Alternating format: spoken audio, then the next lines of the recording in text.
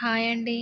నేను మీ రేణుశ్రీ. ఈరోజు ఇంట్లోనే ఈజీగా అండ్ టేస్టీగా పాలకూర ఎగ్ ఆమ్లెట్ ఎలా చేసుకోవాలో చూద్దాం.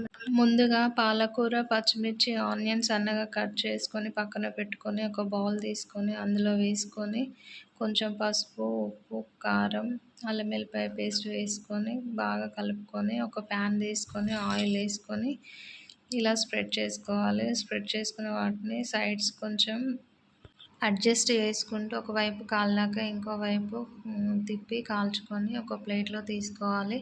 అంతే కదండి, ఈ ఆమ్లెట్ వెయిట్ లాస్ అవ్వాలనుకున్నోళ్ళు ఎర్లీ మార్నింగ్ ఈ యొక్క ఆమ్లెట్ తింటే 2-3 అవర్స్ దాకా అసలు ఆకలేయదు. పొంగనాలు వేసుకునే దానిలాగా వేసుకుంటే పిల్లలు చాలా ఇష్టంగా తింటారండి. అసలు టేస్ట్ మాత్రం చాలా బాగుందండి. మా వీడియో కనుక నచ్చితే లైక్ చేయండి, షేర్ చేయండి, సబ్స్క్రైబ్ చేయండి. Bye bye.